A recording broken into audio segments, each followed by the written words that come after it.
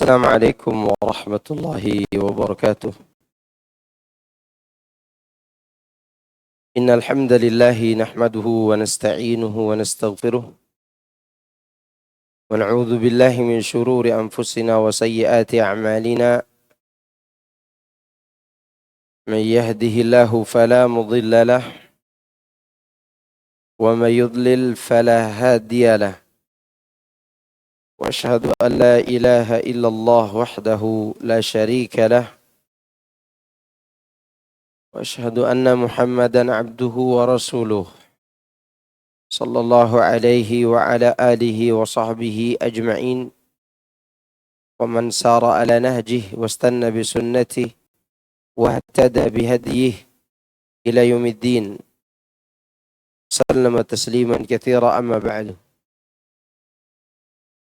Jemaah sekalian, a'azani Allah wa iyyakum. Alhamdulillah, di pagi menjelang siang ini kita bisa berkumpul di Masjid Taman Yasmin Sektor 2 untuk melanjutkan kajian tafsir juz 26.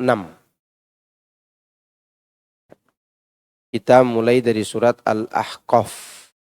Al-Ahqaf artinya bukit-bukit pasir. Ini juz 26 pembahasan yang terakhir. Harusnya pembahasan yang pertama. Ya. Baik, kita bacakan suratnya, insyaallah nanti kita akan membacakan tafsirnya.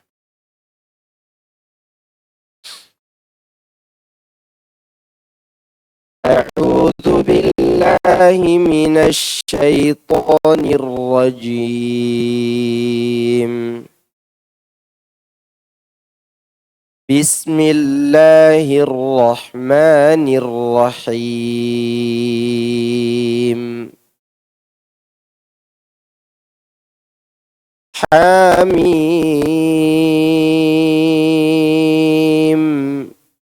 Tanzilul kitab minallahil azizil hakim.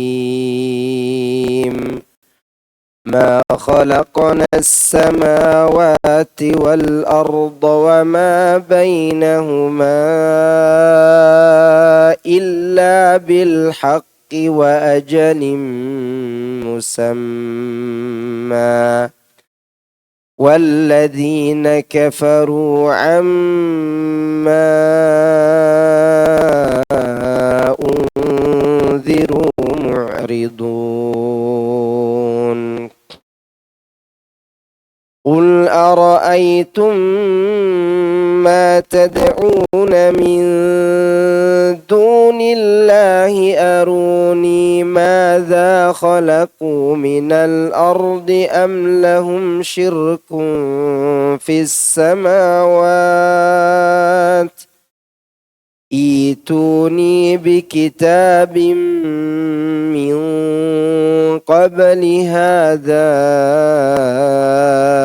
أو أثارة من علم إن كنتم صادقين.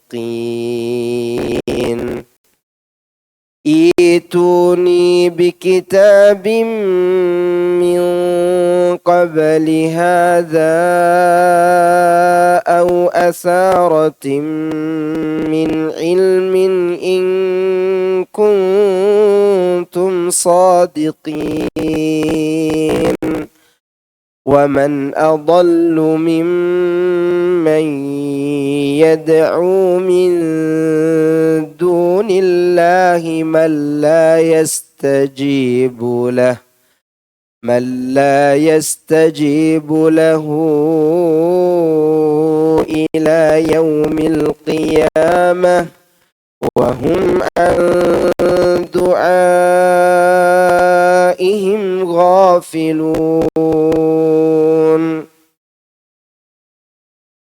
وإذا حشر الناس كانوا لهم أعداء وكانوا بعبادتهم كافرين.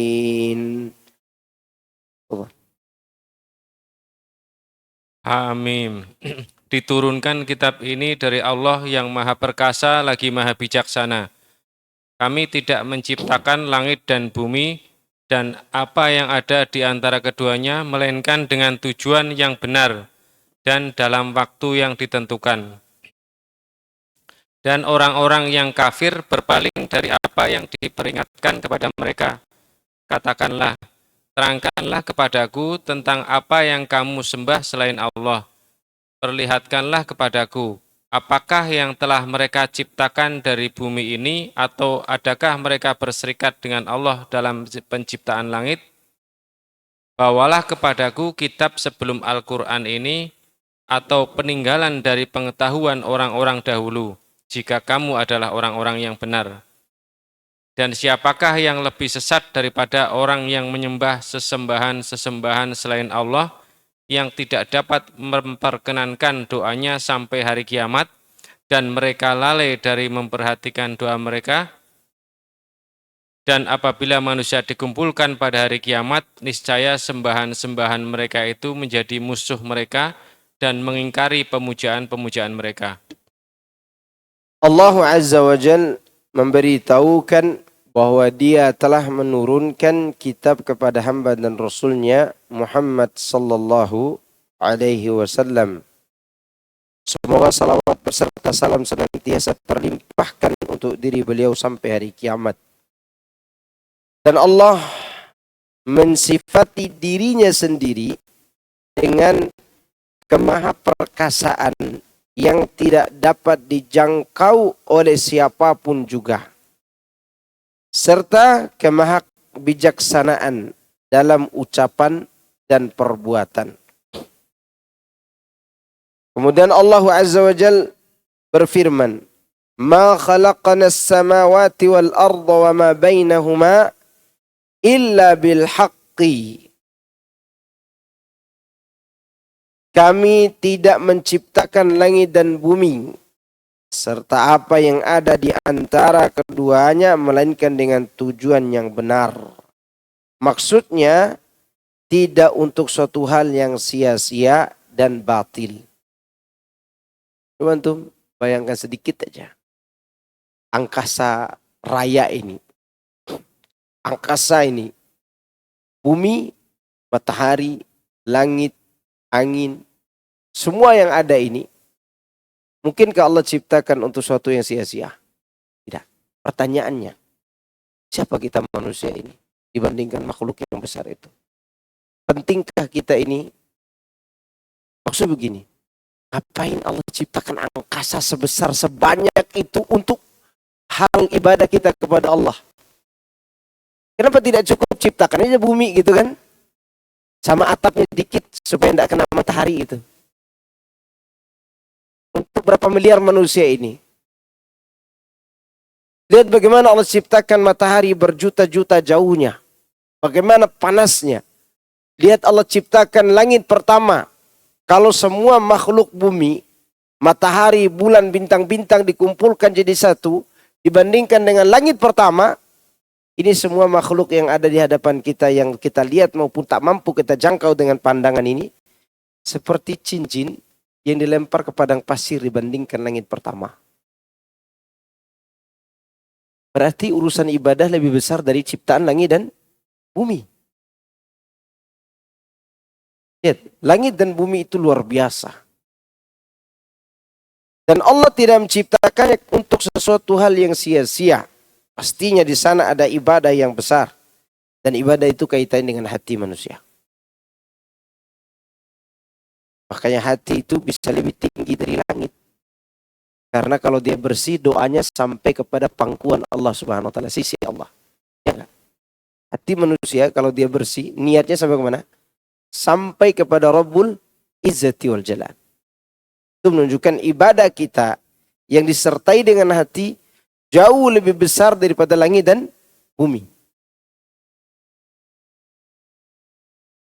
Kemudian wa ajalim musamma, dan dalam waktu yang ditentukan. Maksudnya untuk waktu yang sudah ditentukan tidak akan bertambah dan tidak pula berkurang. Hanya Allah yang tahu kapan runtuhnya langit dan bumi ini. Walladzina kafaru amma unziru mu'ridun. Sedangkan orang-orang kafir berpaling dari apa yang diperingatkan kepada mereka. Yakni mereka lalai terhadap apa yang diinginkan dari mereka.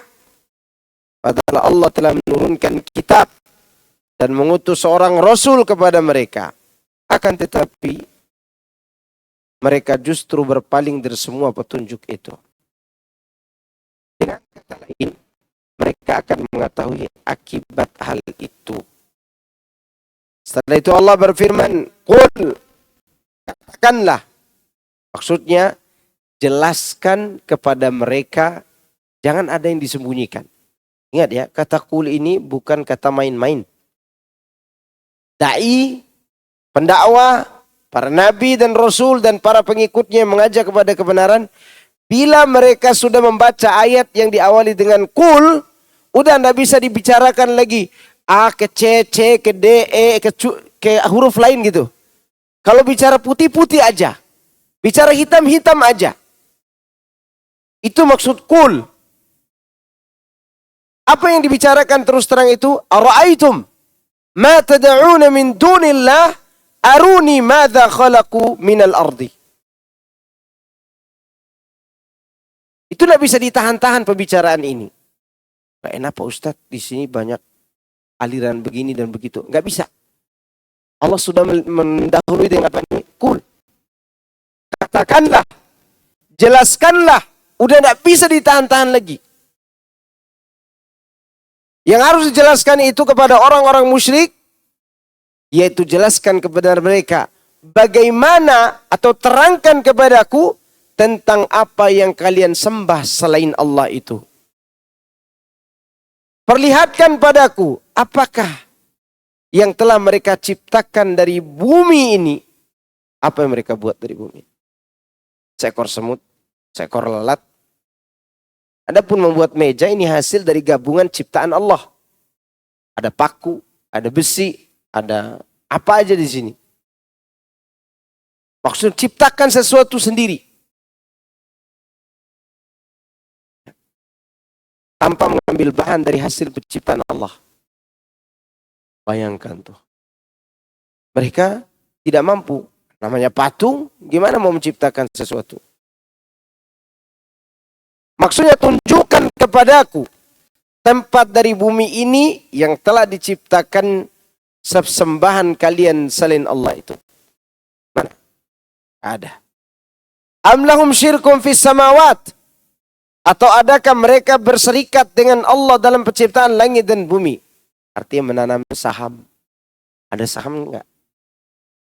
Berserikat enggak dia dengan Allah? Sanggup. Maknanya tidak ada andil bagi mereka di dalam penciptaan langit dan bumi. Bahkan setipis kulit ari pun mereka tidak memiliki.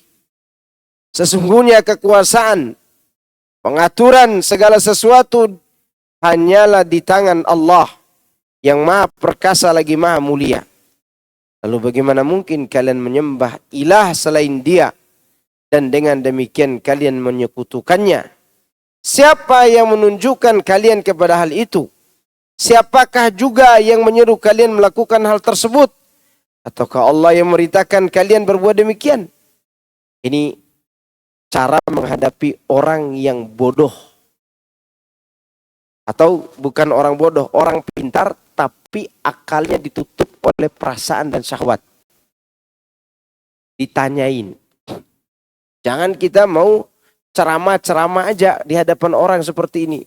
Enggak nyambung. Tanya caranya. Siapa aja yang kalau kita beritahukan secara teori tetap ngeyel, setelah itu ajukan pertanyaan. Ajukan pertanyaan.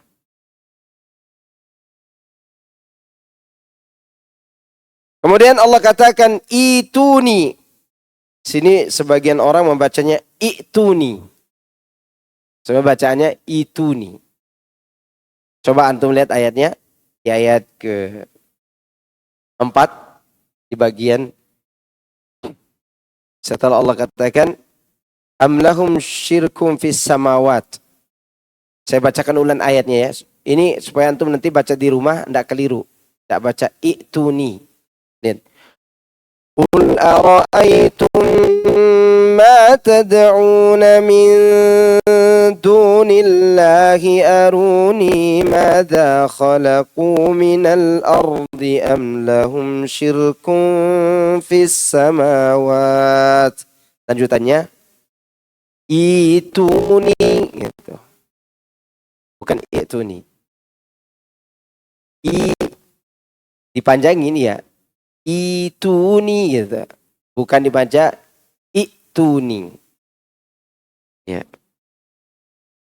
Nanti antum lihat di buku tulisan Ustadz Kurnaidi. Ya, ayat-ayat goribahnya. Ya.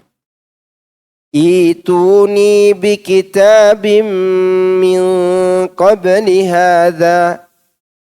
Coba ituni coba. Ya, bukan ituni tapi ituni gitu. Ya, 2 harakat.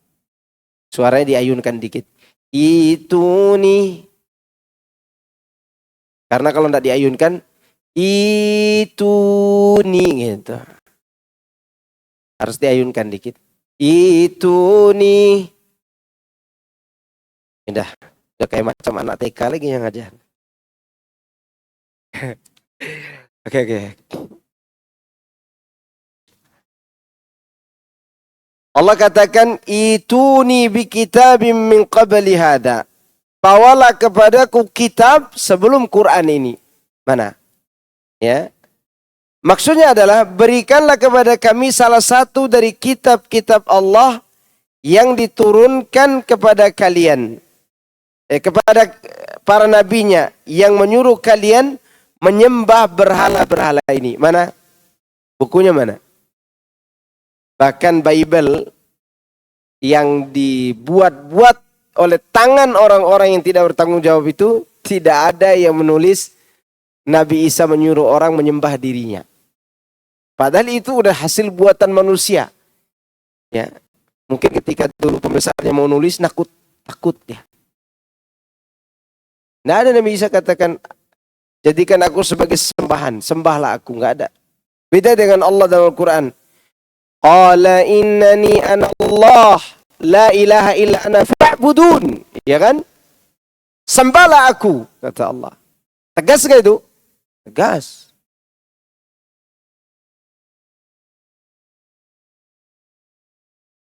Yang dimaksud adalah disuruh membawa kitab-kitab terdahulu yang menyuruh mereka menyembah berhala. Ternyata tidak ada. Au atharatin min ilmin, atau peninggalan dari pengetahuan orang-orang dahulu. Yani bukti yang nyata atas jalan yang kalian tempuh ini. In kuntum sadiqin, jika kamu adalah orang-orang yang benar, yakni kalian tidak mempunyai suatu bukti pun, baik nakli secara nas syar'i ataupun akli secara akal atas hal itu. Karena itulah ada ahli qiraat yang membaca au atharatin minal ilmi, bukan au atharatin. Artinya pengetahuan yang benar yang kalian peroleh dari seseorang sebelum kalian. Mana pengetahuan itu? Ada. Sebagaimana dikatakan Mujahid dalam firman Allah Subhanahu wa taala, au atharatin min ilmi, yakni seorang yang meninggalkan pengetahuan. Ya. Sama dengan di Indonesia ini. Sedikit-sedikit kan mereka kembali kepada Kiai Haji Hashim Asy'ari rahimahullahu taala. Kalau ditanya, benar enggak beliau membolehkan tahlilan?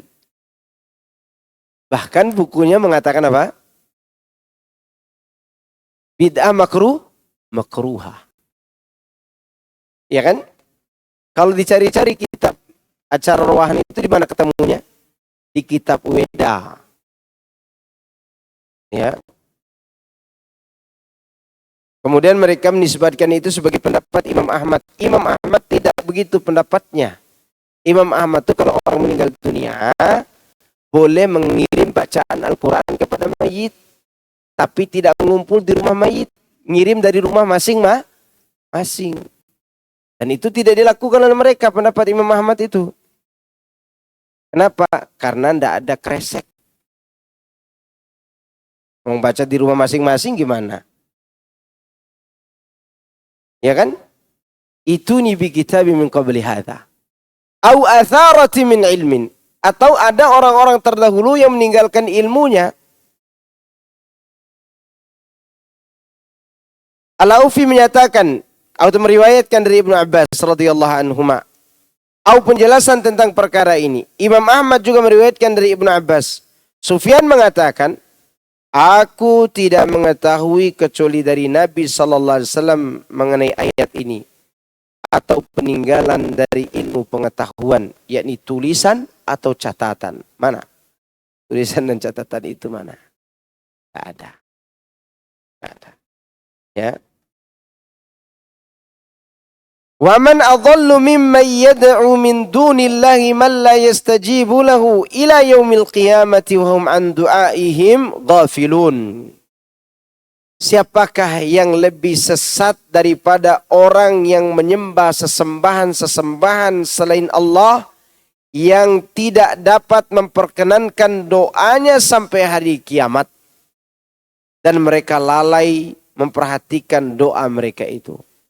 Nah, siapa yang lebih sesat daripada orang yang membuat tembok ini dicat oleh dia kemudian dia sembah? Siapa lebih sesat lagi? Dia ini lebih sesat. Karena apa? Karena dia menyembah yang dia ukir. Kata Imam Syafi'i, saking bodohnya orang jahiliyah dalam hal penyembahan, mereka kalau ingin membuat berhala kadang dibuat seperti adonan roti dulu. Di adon tepungnya, dibentuk patungnya, kemudian setelah itu disembah, dimintai. Kalau udah bosan itu roti dimakan. Bayangkan. Dimakan. Kata Imam Syafi'i dalam riwayat di dalam kitab Risalah, mereka kalau bosan dengan satu Tuhan, ganti Tuhan. Wa man adhallu mimman yad'u min dunillah. Siapa lagi yang lebih sesat daripada orang yang meminta kepada selain Allah? Maksudnya tidak ada yang lebih sesat daripada orang-orang yang berdoa kepada patung-patung selain Allah Jalla wa'ala. Serta memohon kepadanya apa-apa yang sebenarnya patung-patung itu tidak sanggup memberikannya sampai hari kiamat.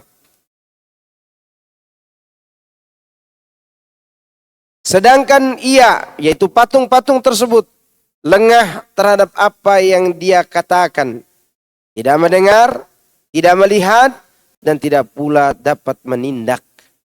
Karena semua itu hanya benda mati dan batu-batu yang bisu. Wa idza husyiran nasu kanu lahum a'da'a wa kanu bi ibadatihim kafirin. Dan apabila manusia dikumpulkan pada hari kiamat, niscaya sesembahan-sesembahan itu menjadi musuh mereka dan mengingkari pemujaan-pemujaan mereka. Maksudnya akan berkhianat kepada mereka pada apa yang sesungguhnya sangat mereka butuhkan. Apa yang mereka butuhkan dari menyembah patung? Pertolongan, minta hujan, minta syafaat, minta perlindungan, dimasukkan ke dalam surga, itu tujuannya. Ya, ini berhala mati, ada lagi berhala hidup. Ini bukan berhala patung, tapi wathan. Itu ada orang mengatakan, kalian masuk surga, nanti aku tunggu di pintu surga, kata dia. Aduhai, siapa dia? Kalau dia mati, dia minta dirinya dikuburkan di tempat ibadah agar orang menjadikan kuburan sebagai tempat apa? Tawassul. Ini togut. Kalau dia tidak segera bertobat kepada Allah Subhanahu wa ta'ala, dia akan hina. Dan dia sendiri akan mengingkari pemujaan orang lain nanti pada hari kiamat. Nah, inilah orang yang paling sesat. Di dalam ayat-ayat ini, hal-hal yang menarik yang bisa kita petik. Di antaranya firman Allah, "Qul." Apa artinya? Jelaskan. Tidak boleh ada yang tersisa dalam penjelasan itu. Apa yang tidak boleh disisakan dalam penjelasan? Tauhid dan syirik. Tidak boleh disembunyikan. Tidak boleh disembunyikan. Karena kalimat ini kalau disembunyikan, resikonya ada pada da'inya. Kena laknat. Jadi da'inya akan dilaknat oleh Allah Subhanahu wa ta'ala. Dan itu sudah kita lewatkan beberapa tahun yang lalu dalam tafsiran surah Al-Baqarah. Masih ingatkah? Allah melaknat orang da'i-da'i yang tidak mau mengajarkan ini. Suratul Baqarah ayat 159. Innal ladzina yaktumuna ma anzalna minal bayyinati wal huda min ba'di ma bayyanahu lin-nasi fil kitab ulaika yal'anuhumullah wa yal'anuhumul la'inun. Al-Baqarah 159. Sesungguhnya orang-orang yang menyembunyikan apa yang kami turunkan dari petunjuk dan penjelasan-penjelasan setelah kami jelaskan hal itu kepada manusia di dalam Alkitab, merekalah yang dilaknat oleh Allah dan dilaknat oleh yang melaknatnya. Siapa mereka? Ahli ilmu yang tidak mau menjelaskan la ilaha illallah, tidak mau menjelaskan tentang Muhammad Rasulullah, tidak mau menjelaskan tentang akidah. Dan mereka Yahudi dan yang semisal dengan mereka.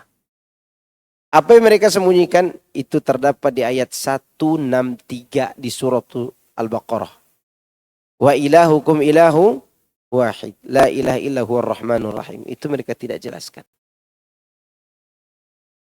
Sedangkan Rasulullah SAW berulang-ulang Allah perintahkan kepada beliau, "Qul." Baik surat yang panjang, surat yang pendek, ayat yang panjang, ayat yang pendek, Rasulullah disuruh menyampaikannya dengan terus terang. Qul huwallahu ahad. Ya. Qul ya ayyuhal kafirun. Makanya membedakan antara kita dengan orang kafir itu harus jelas. Karena ada kalimat apa? Qul. Mau kemana, Bu? Mau Natalan bersama? Enggak enak, Pak Ustadz. Keluarga. Nah, ini bertindak menyampaikan qul. Belum paham tentang kalimat itu. Di akhir kalimat qul ya ayyuhal kafirun apa isinya? Lakum dinukum waliyadin. Diawali dengan kalimat qul harus jelas, harus dibatasi penjelasan apa antara kita dengan mereka. Harus ada batas. Karena kalau disembunyikan sekali lagi ini akan menyebabkan kita dilaknat oleh Allah Subhanahu wa taala. Kemudian yang kedua, hal yang menarik dari penjelasan ini, betapa orang-orang yang menyembah selain Allah itu memiliki akal yang dangkal. Sehingga mereka tidak bisa mengenal mana yang disembah, mana yang dihinakan. Ya. Antum nih, ada orang nih, ini patung yang dia buat. Ini dia. Ini patung, ini dia. Sedangkan dia ini diciptakan oleh Allah. Seharusnya patung ini mengabdi ke dia. Karena yang menciptakan patung siapa? Dia. Bukan dia meminta ke patung ini. Seandainya patung ini bisa bicara. Tolong dong kasih saya makan. Gitu. Kalau dia lapar. Dan ini sudah tidak bisa berbicara. Apalagi memberi manfaat dan menolak mudorot. Mana akal orang ini? Dia menciptakan sesuatu yang kemudian dia sembah ciptaannya sendiri. Harusnya yang menciptakan yang disembah. Itu menunjukkan bahwa orang berbuat syirik itu betul-betul bodoh. Dangkal akalnya. Kemudian yang ketiga, hal yang menarik di sini adalah pengingkarin penyembahan itu kepada mereka nanti di hari kiamat. Tunggu saja tanggal mainnya. Ya. Kemudian selanjutnya Allah katakan, saya bacakan dulu.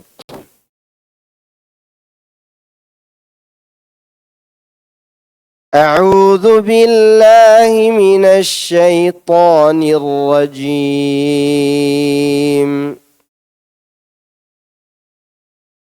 وَإِذَا تُتْلَى عَلَيْهِمْ آيَاتُنَا بَيِّنَاتٍ قَالَ الَّذِينَ كَفَرُوا لِلْحَقِّ لَمَّا جَاءَهُمْ قال الذين كفروا للحق لما جاءهم هذا سحر مبين أم يقولون افتراه قل إن افتريته فلا تملكون لي من الله شيئا هو أعلم بما تفيضون فيه كفى به شهيدا بيني وبينكم وهو الغفور الرحيم قل ما كنت بدعا من الرسل وما أدري ما يفعل بي ولا بكم إن أتبع إلا ما يوحى إلي وما أنا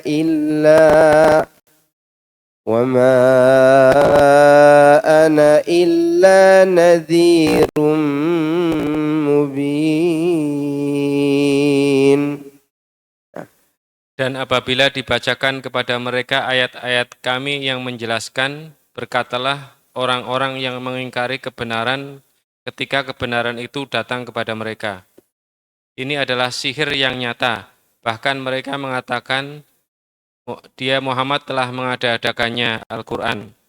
Katakanlah, jika aku mengada-adakannya, maka kamu tidak mempunyai kuasa sedikitpun mempertahankanku dari azab Allah itu. Dia lebih mengetahui apa-apa yang kamu percakapkan tentang Al-Quran itu. Cukuplah dia menjadi saksi antara aku dan antara kamu, dan dialah yang maha pengampun lagi maha penyayang. Katakanlah, aku bukanlah Rasul yang pertama di antara Rasul-Rasul, dan aku tidak mengetahui apa yang akan diperbuat terhadapku, dan tidak pula terhadapmu. Aku tidak lain hanyalah mengikuti apa yang diwahyukan kepadaku, dan aku tidak lain hanyalah seorang pemberi peringatan yang menjelaskan. Baik. Allah memberitahukan keadaan orang-orang musyrik dalam kekufuran dan keingkaran mereka.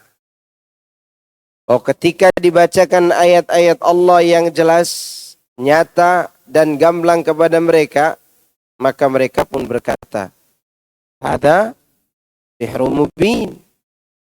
Ini adalah sihir yang nyata, kata mereka. yakni sihir yang benar-benar jelas. Karena waktu itu mereka bingung mau katakan apa.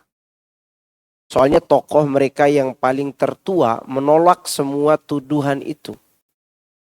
Kecuali satu tuduhan yang bisa disamakan atau dicocokologi namanya. Ya. Sebelum dikatakan syair dan seterusnya, mereka diskusi. Abu Jahal datang menemui Al-Walid bin Mughirah. Kata Walid bin Mughirah kepada Abu Jahal, tentu dia panggil Abul Hakam. Ya, dia tidak panggil Jal gitu, enggak begitu. Abul Hakam, menurut engkau Muhammad itu siapa? Oh, dia seorang penyair. Ditolak oleh Walid bin Mughirah karena ini tokoh tertingginya. Kata dia, demi Allah, tidak ada di Mekah ini orang yang paling bagus syairnya melebihi syairku. Dan yang dikatakan Muhammad sama sekali tidak mirip dengan syair. Ditolak oleh tokohnya. Bingung mereka mengatakan apa. Kalau begitu gila. Enggak begitu orang gila. Terus para dukun gitu. Enggak. Akhirnya mereka punya kesimpulan.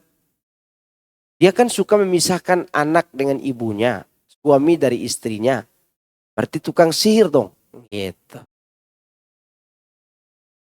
Maka berpikirlah dia selama 2-3 hari. Baru diputuskan, iya itu sihir. Dengan apa? Dengan adanya cocokologi. Apa cocokologinya? Bahwa tukang sihir itu biasa memisahkan istri dan suami. Nah Muhammad nih. Karena kalau orang udah masuk Islam satunya, pisahkan mereka waktu itu. Maka mereka katakan, hadza sihrun mubin. Am yaquluna iftarah. Atau bahkan mereka mengatakan, Muhammad telah mengada-ngadanya. Yang mereka maksudkan adalah Nabi Muhammad SAW mengada-ngada atas nama Allah.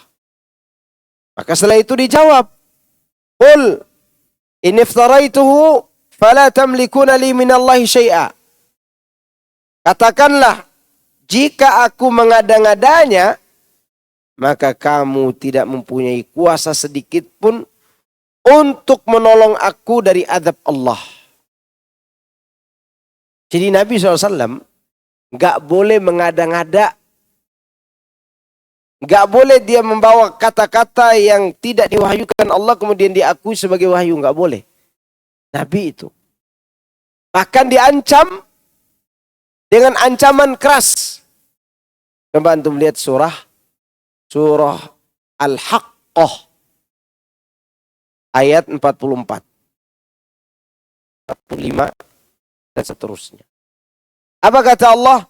Wa taqawwala alaina ba'dhal aqawil la akhadna minhum bil yamin thumma laqata'na minhu al-watin fama minkum min ahadin anhu hajizin.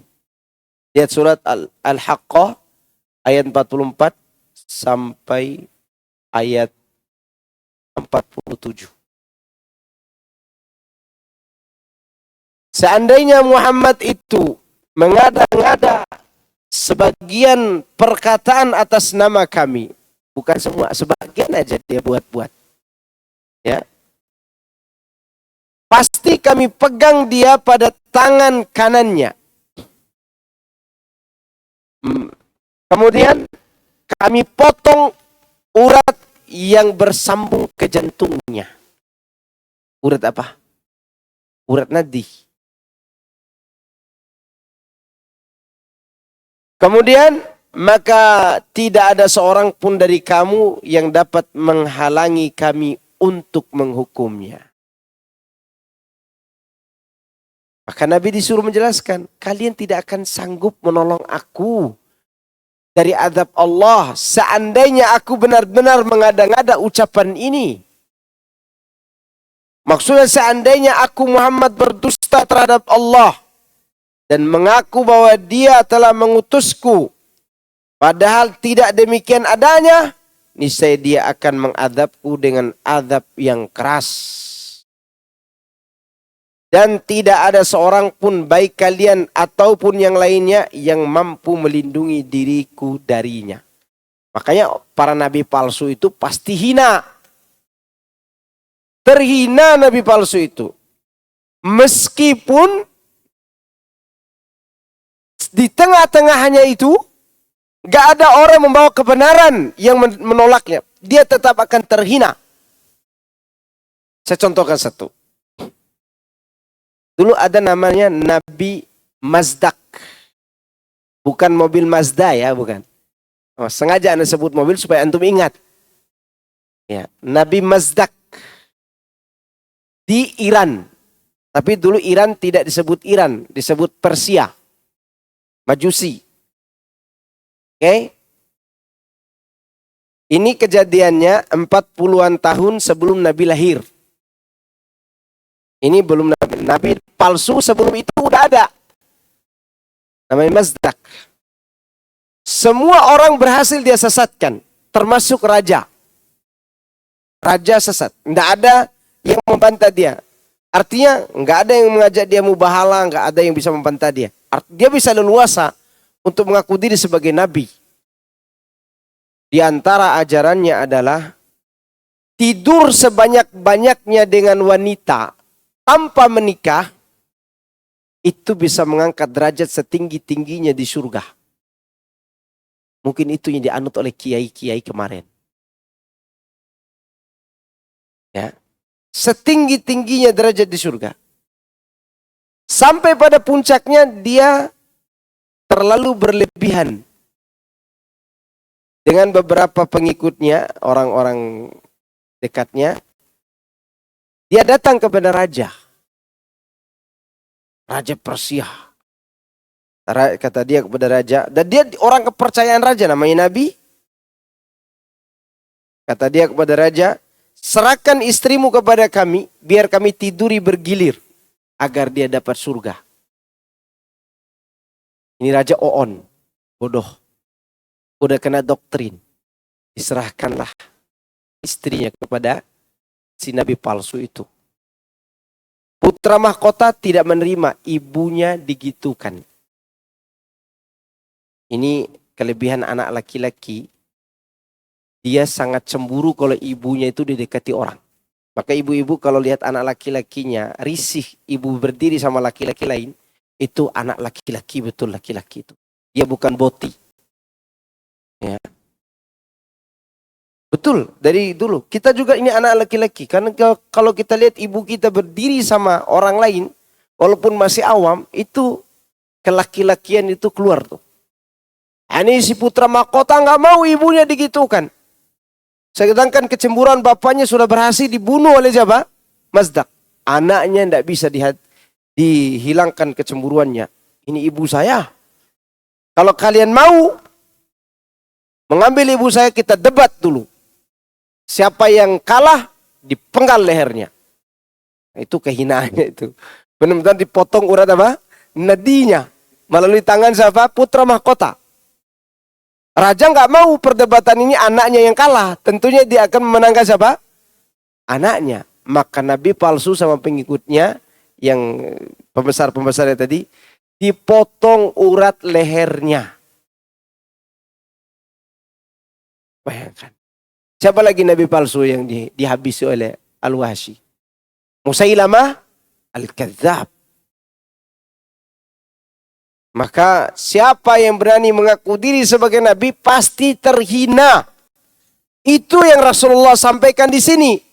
Kalau aku membuat-buat, kalian tidak sanggup menolong aku dari azab Allah. Berarti kalau Allah tidak mengadab aku ni Nabi, aku ni Rasul. Yang benar-benar membawa Al-Quran dari sisi Allah Subhanahu wa ta'ala. Maka jangan macam-macam dengan mengaku-ngaku sebagai utusan Allah. Jangan kata mengaku sebagai utusan Allah. Kita bawa sebuah ajaran yang kita katakan ini ajaran Allah. Itu buat kita terhina. Oleh karena itulah Allah Azza wa Jalla berfirman di sini. Qul in iftaraitu fala tamlikuna li minallahi syai'a. Huwa a'lamu bima tufiduna fih. Kafa bihi syahidan baini wa bainakum. Katakanlah, jika aku mengada-ngadanya, maka kamu tidak mempunyai kuasa sedikit pun untuk menolongku atau mempertahankan aku dari azab Allah. Dia lebih mengetahui apa-apa yang kamu percakapkan tentang Al-Quran itu. Cukuplah dia menjadi saksi antara aku dan antara kalian. Bahwa yang demikian itu merupakan ancaman yang keras. Sekaligus tekanan yang menakutkan bagi mereka. Mereka juga mengaku Muhammad sebagai Rasul secara naluri. Tapi egonya lebih kuat. Mana naluri yang berbicara demikian? Nalurinya Abu Lahab.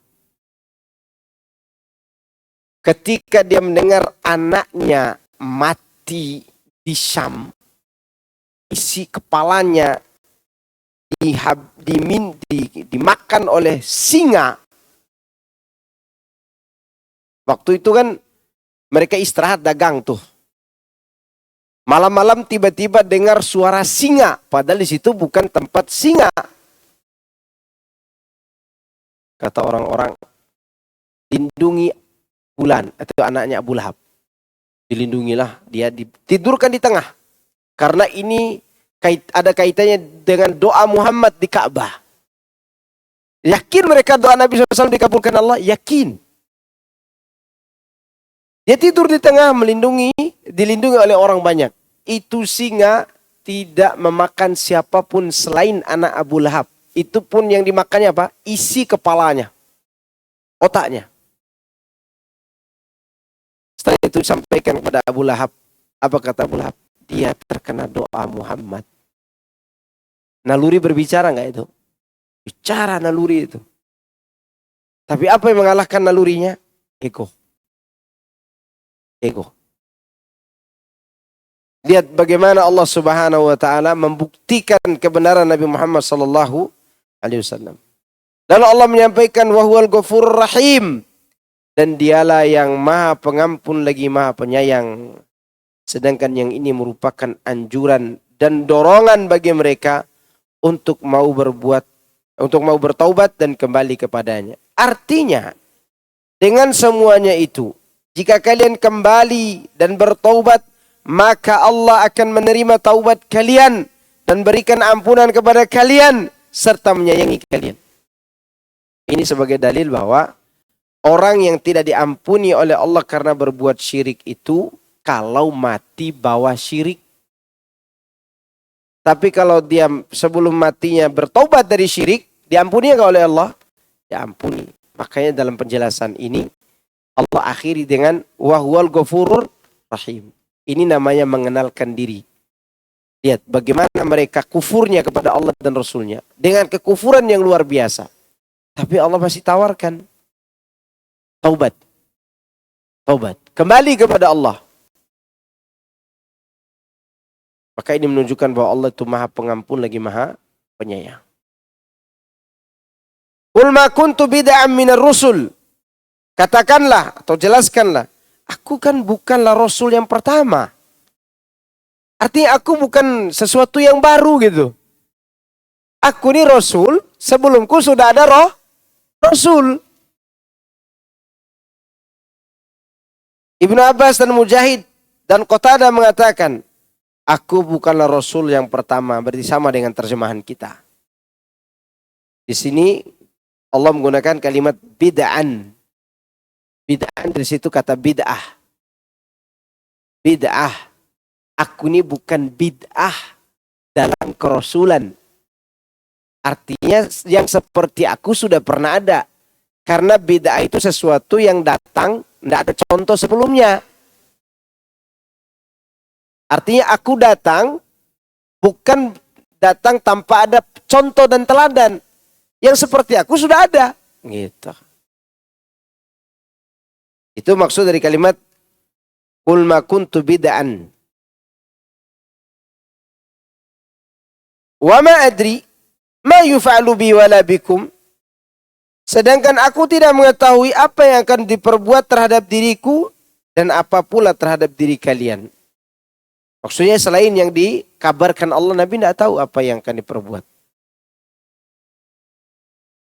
Ali bin Abi Thalhah menceritakan Ibnu Abbas radhiyallahu anhuma berkata mengenai ayat ini, dan setelahnya turun ayat liyaghfirlakallahu ma taqaddama min dzambika wa ma ta'akhkhar, supaya Allah memberi ampunan kepadamu terhadap dosamu yang telah lalu dan yang akan datang. Artinya sebelum turun ayat kedua dari surat Al-Fatah, Nabi SAW sebelum itu nggak tahu apakah diampuni Allah atau tidak saya ini.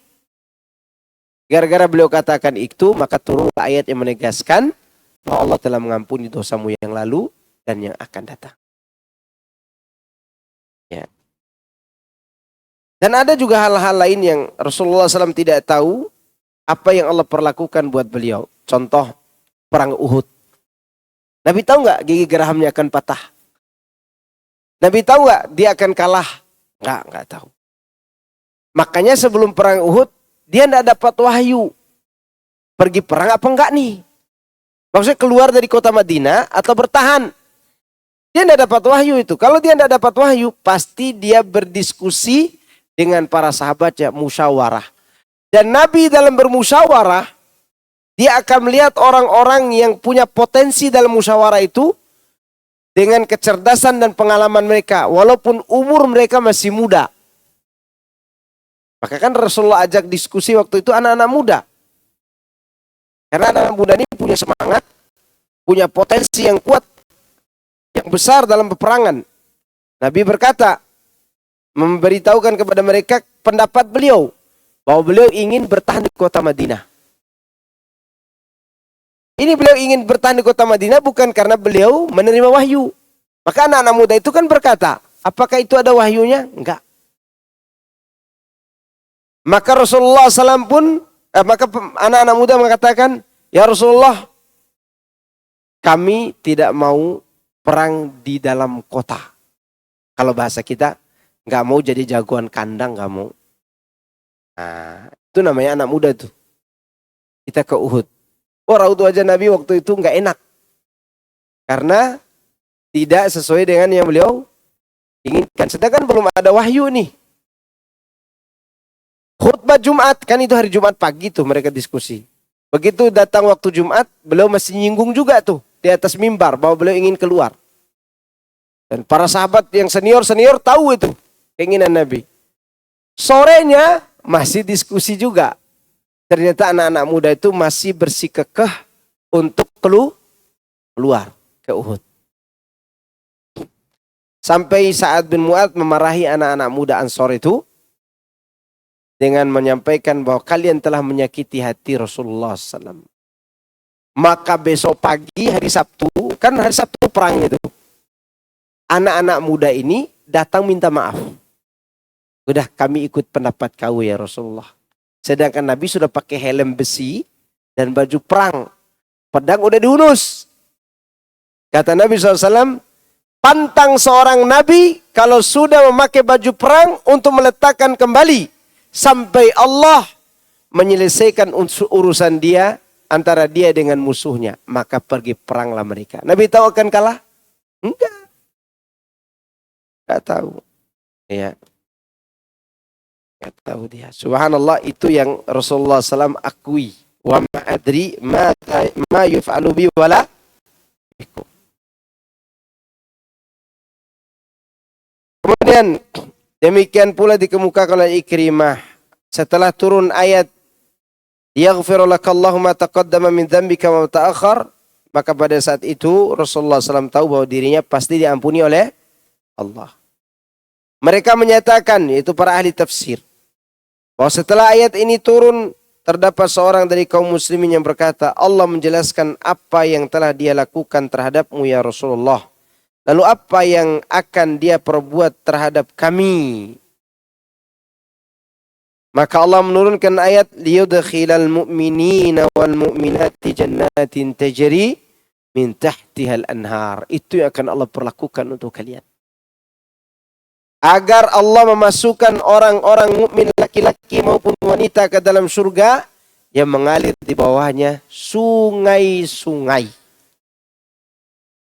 Ya.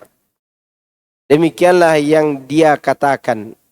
Sedangkan yang ditegaskan dalam hadis sahih, bahwasanya orang-orang yang beriman mengutarakan selamat kepada engkau wahai Rasulullah. Namun bagaimana dengan kami?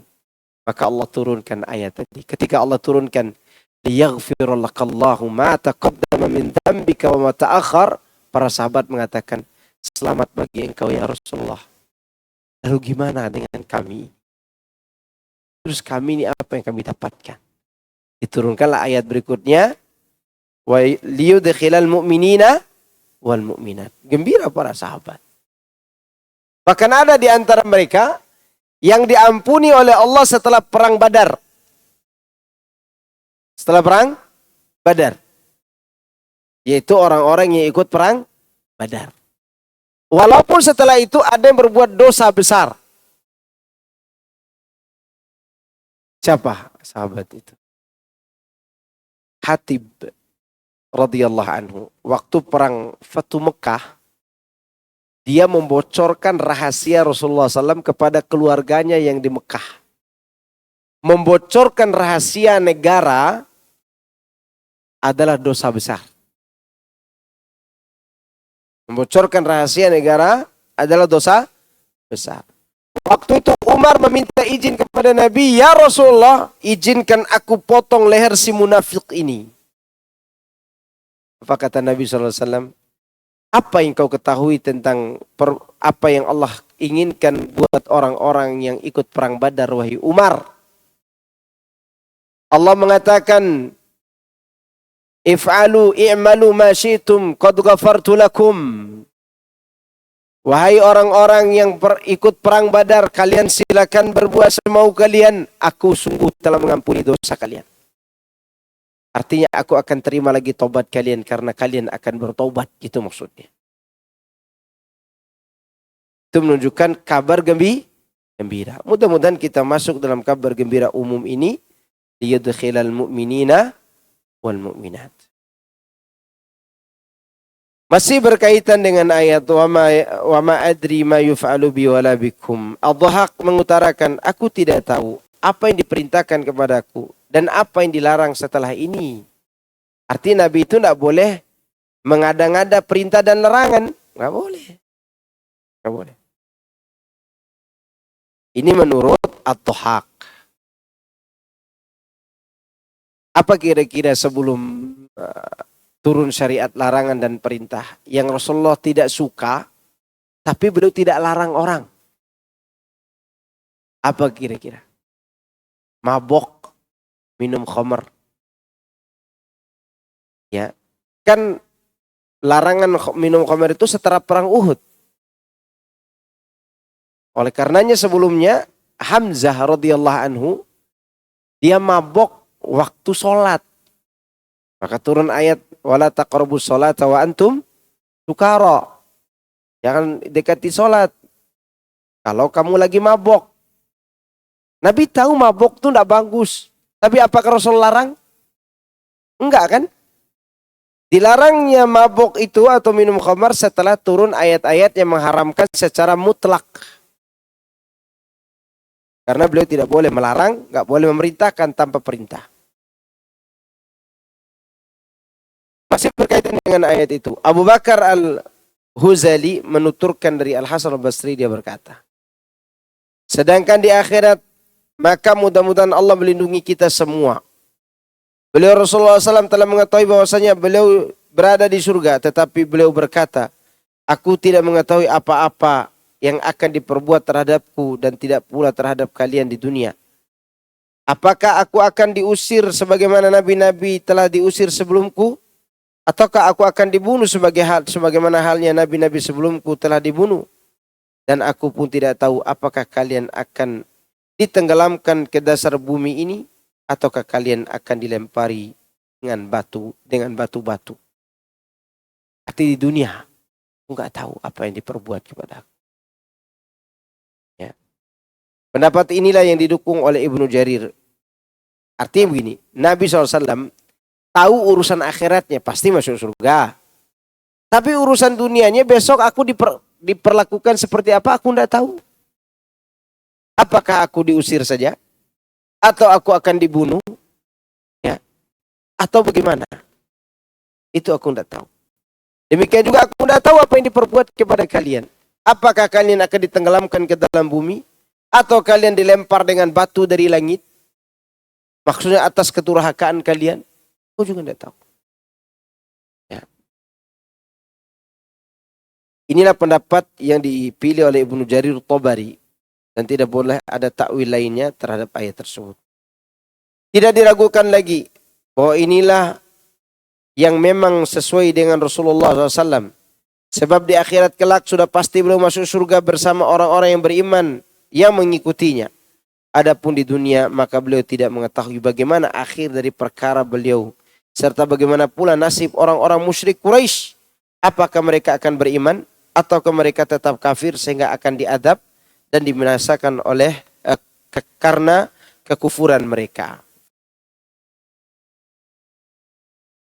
Ini Rasulullah SAW tidak tahu. Ada enggak orang-orang kafir yang akhirnya masuk Islam? Ya? Ikrimah, anaknya siapa? Abu Jahal, bersama istrinya, bersama adik perempuannya Ikrimah. Siapa lagi yang sadis yang membunuh Hamzah? Hindun Al-Wahsy, ya, mereka akhirnya masuk Islam. Adapun hadis yang diriwayatkan oleh Imam Ahmad dari Kharijah bin Zaid bin Sabit dari Ummul Ala, salah seorang sahabat wanita yang pernah berbaiat kepada Rasulullah SAW. Dia menuturkan, ketika kaum Ansar melakukan undian untuk menampung kaum Muhajirin, Utsman bin Maz'un pun bergegas menyongsong mereka dalam menyediakan tempat tinggal. Lalu Utsman jatuh sakit dan kami pun merawatnya. Hingga akhirnya dia meninggal dunia. Lantas kami bungkus dalam kainnya. Lalu Rasulullah SAW masuk menemui kami dan mengatakan, semoga rahmat Allah selalu dilimpahkan kepadamu, wahai Abu Sa'id. Persaksianku atasmu adalah bahwasanya Allah Azza wa Jalla telah memuliakanmu. Maka Rasulullah SAW bersabda, bagaimana engkau tahu bahwa Allah memuliakannya? Ada sahabat yang mengatakan kepada Utsman bin Maz'un dengan perkataan tadi. Kemudian kukatakan, aku tidak tahu. Aku menjadikan ayah ibuku sebagai tebusanmu, ya Rasulullah. Maka beliau bersabda, adapun dia telah kedatangan suatu kepastian kematian dari Rabb-Nya. Dan sungguh aku berharap kebaikan baginya. Demi Allah, meskipun aku seorang utusan Allah, tetapi tidaklah aku mengetahui apa yang akan diperbuatnya terhadap diriku. Lebih lanjut Ummu Al-Ala bercerita, maka aku katakan, demi Allah, aku tidak akan lagi memuji seorang pun sesudahnya selama-lamanya. Hal tersebut membuatku sangat sedih. Selanjutnya aku tertidur, lalu bermimpi bahwa Utsman bin Maz'un mempunyai satu sumber air yang mengalir. Maka aku segera mendatangi Rasulullah SAW. Lalu aku memberitahukan hal itu kepada beliau. Maka beliau pun bersabda, itu adalah amalnya. Artinya dimimpikan ada air yang mengalir di kehidupan dia selanjutnya. Maksudnya amalnya yang mengalir. Hadis tersebut hanya diriwayatkan oleh Imam Bukhari. Dalam lafaz yang lain disebutkan dengan redaksi, ma adri wa ana Rasulullah ma yuf'alu bihi.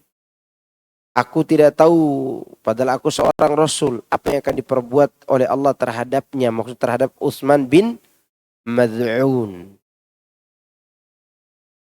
Hal inilah yang tampaknya lebih mendekati dengan dalil ucapan Ummul Ala di atas. Hal tersebut membuatku sangat sedih. Nas ini dan nas yang lainnya menunjukkan bahwa tidak boleh memastikan seorang masuk surga kecuali mereka yang memang telah dinyatakan masuk surga oleh pembawa syariat, yaitu Nabi SAW. Misal 10 orang sahabat yang dijamin masuk surga, atau Ibnu Salam, atau Al-Umaisa, atau Bilal, atau Suraqah, atau Abdullah bin Amr bin Hiram, orang tua Jabir, dan 70 orang ahli membaca Al-Quran yang terbunuh di sumur Ma'unah, Zaid bin Harithah, Ja'far, Ibnu Rawaha, dan yang semisal mereka. Itu sudah disebutkan namanya, pasti masuk surga. Yang selain itu, gak boleh kita katakan pasti. Makanya dosa besar orang yang meminta di kuburan itu ada 2. Selain meminta kepada selain Allah, itu adalah kesyirikan. Yang kedua, mereka memastikan orang di kuburan itu pasti selamat. Kenapa mereka minta ke sana? Masa mereka minta kepada orang yang mereka ragukan keselamatannya? Enggak kan? Mungkin. 2 dosa besar mereka meminta di kuburan. Pertama, memastikan orang itu selamat. Kedua, meminta kepada selain Allah. Oleh karenanya Rasulullah SAW, beliau tidak tahu apa yang terjadi kecuali yang diwahyukan oleh Allah. Makanya Allah katakan di sini, in attabi'u illa ma yuha ilayya. Aku tidak lain hanyalah mengikuti apa yang diwahyukan kepadaku. Yani hanya mengikuti wahyu yang diturunkan Allah kepadaku. Wa ma ana illa nadhirum mubin. Dan aku tidak lain hanyalah seorang pemberi peringatan yang menjelaskan. Maksudnya ialah peringatanku sudah amat jelas bagi setiap orang yang berakal dan memiliki pikiran. Ini faedah yang bisa kita ambil dari ayat-ayat yang mulia dari surah Al-Ahqaf ini. Ya. Tentang keadaan orang-orang musyrik yang begitu sesat menyembah selain Allah, dan keadaan mereka yang mengingkari Rasulullah sallallahu alaihi wasallam. Bahkan Allah menjelaskan Rasulullah SAW itu tidak boleh mengada-ngada dalam ajaran, walaupun dia seorang Rasul. Bahkan dia tidak boleh mengata-ngatakan sesuatu yang gaib tanpa berita dari langit. Maka dia katakan, aku tidak tahu apa yang diperlakukan kepada aku. Dan pelajaran bagi kita bahwa tidak boleh kita mengatakan ini pasti selamat, itu pasti binasa, tanpa ada kenyataan dan dalil. Saya kira cukup itu bisa Anda sampaikan. Sisanya tanya jawab. Fadhal.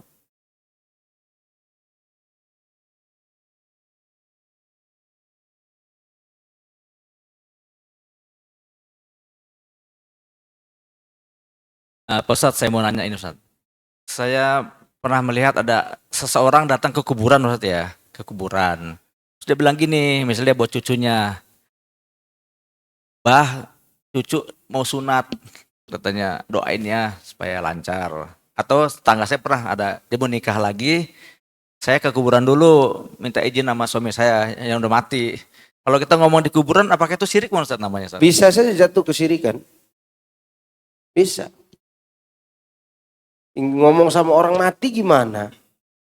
Minta izin lagi. Kalau udah mati ngapain minta izin kepada mantan suami yang mati? Udah nikah aja. Nikah aja. Ya khawatirnya syirik karena menganggap dia bisa mendengar akhirnya. Kecuali di sana dia terkena takwil yang dikatakan oleh Ibnu Qayyim bahwa ada hari-hari tertentu mayat itu bisa mendengar ucapan kita. Seperti hari Jumat. Ya, tapi itu disebutkan dalam kitab Ar-Ruh yang masih dipertentangkan oleh para ulama tentang pendapat itu. Ibnu Qayyim juga mengatakan di antara waktu mayit itu mendengar ucapan kita ketika kita ucapkan salam. Assalamualaikum ya ahla diyar minal muslimin wal mu'minin. Ibnu Qayyim menganalisa hadis ini. Kan ini kan perkataan kita kepada orang kedua, berarti dia dengar. Wallahu alam, yang benar semua kembali kepada nas yang sharih. Tidak ada nas yang menjelaskan hal itu. Mungkin mbahnya tidak tahu lagi ngapain di dalam tuh. Dapat nikmat atau dapat siksaan. Ya. Mau sunat aja minta izin kepada mbahnya, gimana sih? Sering kali ada lagi yang minta izin untuk nikah kan? Iya. Tenang, kita sudah beda alam. Ustadz, afwan. Ini satu kan pertanyaan? Tadi satu ya? Satu aja kan?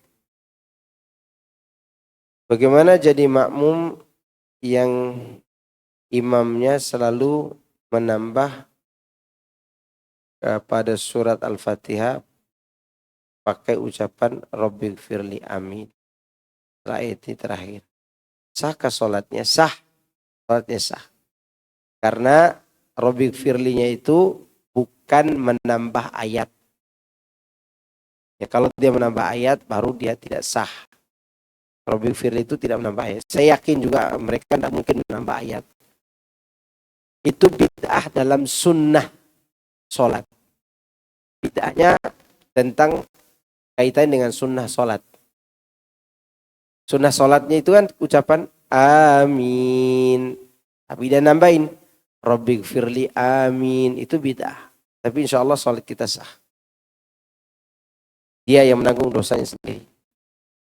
Jika tahu imamnya dia lagi, apakah sebaiknya mundur saja? Ya nggak perlu kalau bacaannya bagus tajwidnya. Bacaan tajwidnya bagus, nggak perlu. Ya kalau lebih bagus lagi Anda sholat di masjid yang Anda tahu dekat dari rumah untuk sholat berjamaah di yang lebih sesuai dengan tuntunan Rasulullah SAW. Cuma jangan terlalu takaluf. Takaluf itu membebankan diri. Ada masjid Taman Yasmin, sekolahnya di Imam Ahmad, sholatnya di Imam Ahmad, kejauhan kan. Itu takaluf namanya, beratkan diri. Ya, yang boleh kita memberatkan diri dengan biaya untuk sholat di masjid tertentu hanya 3 tempat. Masjidil Haram, Masjid Nabawi, dan Masjid Aqsa. Ada lagi? Assalamualaikum Ustaz. Assalamualaikum. Salah satu fungsi mungkin kita belajar untuk Quran dan tafsir kita paham ya tentunya Ustaz ya. Sekarang banyak sekali variasi baik dari kalangan Islam sendiri untuk memutarbalikkan ayat-ayat seperti kaum liberal bahkan yang non Islam juga. Salah satu contoh gini, salah satu ayat yang sering digunakan bagi mereka untuk membelitir kaum muslimin bahwa Quran disampaikan dalam Al-An'am 114 yang intinya bahwa Quran itu diturunkan dengan terperinci katanya. Kalau Quran sudah terperinci, kenapa lagi harus dijelaskan dengan hadis? Jadi mereka menabrak, jadi mereka mencoba untuk mengkontroversikan. Kemudian di ayat yang lain, beberapa ayat yang lain, contohnya di dalam surat Asy-Syura 193, 95, 193 sampai 195, bahwa Quran ini diturunkan sebagai peringatan dengan bahasa Arab yang jelas. Namun seperti yang kita bahas hari ini, ada ayat pertama dengan ayat yang bacanya Hamim. Hamim apakah jelas? Jadi hal-hal seperti ini banyak digunakan oleh orang-orang yang untuk membingungkan kaum muslimin yang pada akhirnya ragu dengan Al-Quran. Saya rasa itu aja Ustaz. Assalamualaikum warahmatullahi wabarakatuh. Hamim itu jelaskan hurufnya. Jelaskan hurufnya. Hamim jelas. Ya. Hanya saja ada yang jelasnya itu jelas secara makna penafsiran yang Allah Subhanahu wa taala sampaikan kepada kita. Tapi ada memang beberapa ayat yang itu rahasia bagi Allah Subhanahu wa taala. Apa hikmah di balik itu? Hikmah di balik itu agar manusia itu memahami bahwa ilmu manusia itu terbatas. Ilmu manusia apa? Terbatas.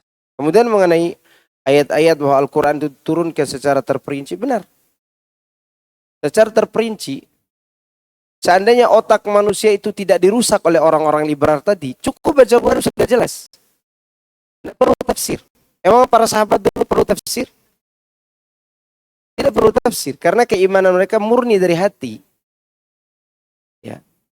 Dan yang menjelaskan tentang ayat-ayat itu wahyu kedua, yaitu sabda Rasulullah sallallahu alaihi wasallam. Jadi perinciannya ada pada Allah, ada pada Rasulullah SAW. Karena orang yang datang belakangan ini banyak dirusak oleh liberal, filsafat atau orang-orang sesat, maka butuh perincian itu. Maka semakin kesini semakin banyak kan yang dijelaskan. Karena otak manusia semakin kotor.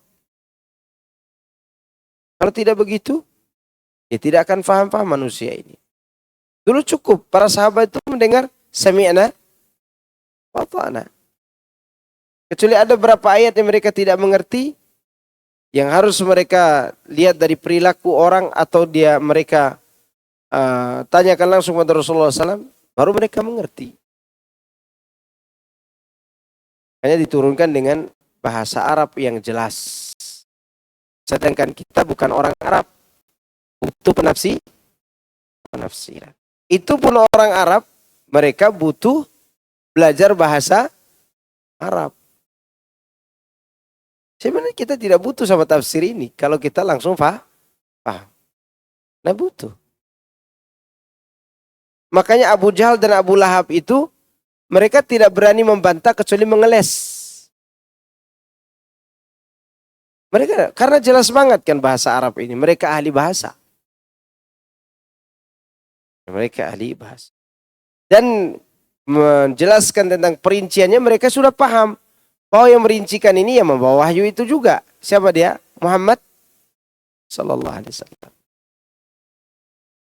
Dan perincian semua ilmu dijelaskan dalam Al-Quran.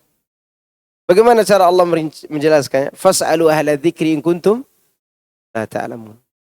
Ya, ilmu kedokteran di mana nanya? Kepada dokter. Ilmu tukang kayu di mana nanya? Tukang kayu. Mana dalilnya? Fas'alu ahla dzikri in kuntum la ta'lamun. Jelas nggak itu? Jelas. Nah kalau ditulis semua begini cara tukang kayu, begini cara kedokteran, semesat masjid ini tidak sanggup. Yang segini aja jarang kita baca. Ya kan? lihat bagaimana luas ilmu Allah. Dia cukup menggunakan satu kata, ya semua sikap dan perilaku manusia mereka akan tahu perinciannya. Seperti tadi, ilmu kesehatan. Allah sebut apa tadi? Fas'alu ala dzikri. Tidak perlu dia jelaskan, karena dia sudah tanamkan kecerdasan itu kepada otak manusia. Nah, cukup? Ini syubhat namanya.